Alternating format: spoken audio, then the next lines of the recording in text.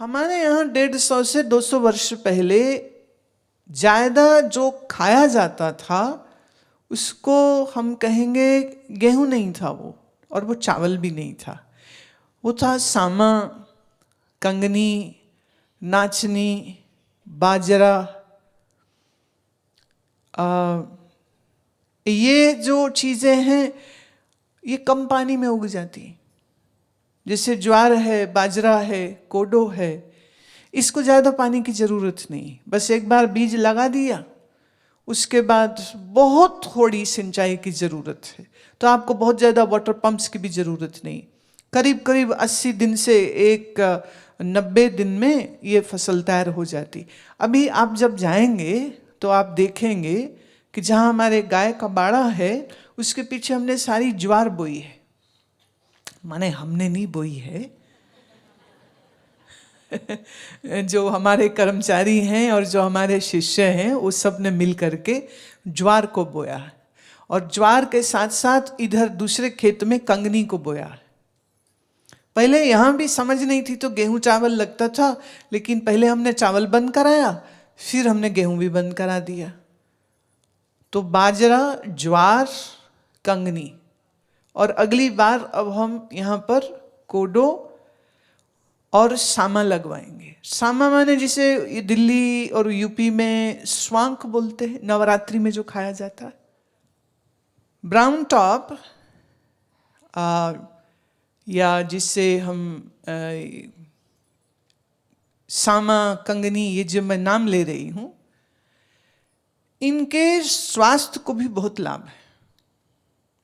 जैसे आप गेहूं या चावल खाते हैं तो उसमें ग्लूकोज की मात्रा अधिक है, फाइबर 0.5 to 0.8% है बस। और इनको उगाने में पानी भी बहुत ज़्यादा लगता है।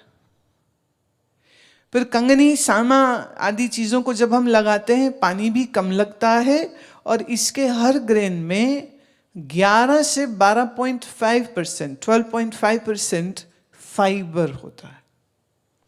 इतना सारा फाइबर आप जब खाते हैं, दो फायदे। एक, सुबह खा लें एक बार सामा की रोटी या वो पुडला जिसको बोलते हैं, या पंजाबी वाले पूड़ा जिसको बोलते हैं, अगर आप इन मिलेट्स का बना हुआ रोटी या पूड़ा आप खा लेते हैं, या डोसा बन जाता है, अगर आप खा लेते हैं तो शाम तक भूख नहीं लगेगी। फाइबर है बहुत।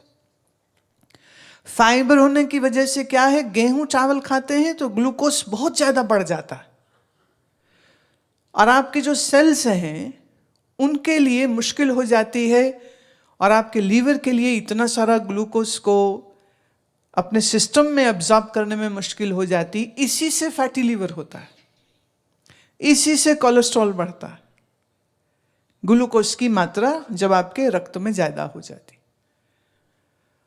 आप ऐसे सोचें, अगर आप 1 ग्राम चीनी खाएं, माने 1 ग्राम ग्लूकोज खाएं, किसी भी फॉर्म में हो, वो गेहूं से हो, चावल से हो, या चीनी सीधे ले लिया आपने, तो उसे हजम करने के लिए कम से कम 15 मिनट पैदल चलने की जरूरत है।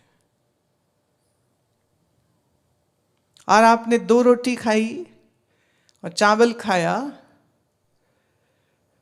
तो 70 से 120 से 130 ग्लूकोज आपके शरीर में गया।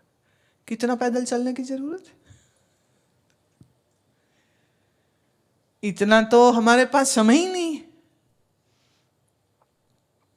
कैसे चलेंगे, और संभव भी नहीं है। लेकिन जब आप ये मोटा वाला अनाज जिसको हम कहते हैं, मिलेट्स जिसको कहते हैं, जब आप इसको खाते हैं तो ये इसका जो ग्लूकोज है वो 4 से 6 घंटे में रिलीज होगा, और फाइबर ज़्यादा है तो शरीर को पौष्टिकता ज़्यादा मिलती है। ग्लूकोज की जो बाढ़ है वो खून में नहीं आती है, जिसके कारण से तमिलनाडु में, कर्नाटक में और अभी तेलंगाना में एक डॉक्टर हैं, उन्होंने इसको पॉपुलराइज किया है। कुछ 15 वर्ष से वो इस पे काम कर रहे हैं, डॉक्टर वल्ली। और उनके पास आंकड़े हैं कि हजारों लोगों का डायबिटीज ठीक हो गया, नर्वस डिसऑर्डर्स, इन्फ्लेमेशन, ओबेसिटी आदि आदि इतनी लंबी लिस्ट है कि आप रोग कोई हो, वो कह रहे फर्क नहीं पड़ता, लेकिन अगर आप गेहूं, चावल, चीनी, चाय और कॉफी और मीट, अगर ये सब बंद करके ये मिलेट्स को खाना शुरू करते हैं और खूब सारी हरी सब्जी, और जैसे बेल का पत्ता है, इसको उबाल के चाय की तरह पीजिए, पीपल के पत्ते को चाय की तरह उबाल के पीजिए, मीठा नहीं डालना, दूध नहीं डालना, बस खाली पत्ता उबालो और छान के पी जाओ। ऐसे अमरूद का पत्ता, तो इसे हम लोग आयुर्वेद में कहते हैं कषायम, कषायम। तो ये पीपल, बेल, मोरिंगा जिसे कड़ी पत्ता आप कहते हैं, ये भी, तुलसी, इनको उबाल करके दिन में 2 बार आप चाय की तरह इसको पी लीजिए। चीनी, गेहूं, चावल ये ना खाएं, और सामा, कंगनी, कोडो इसको खाएं, मिलेट्स को खाएं। तो इससे एक तो शरीर स्वस्थ होगा, दूसरे जो हमारी समस्या इस समय पानी की कमी की जो है उसको भी हम अच्छे से मदद कर पाएंगे, क्योंकि जितना डिमांड उतना सप्लाई।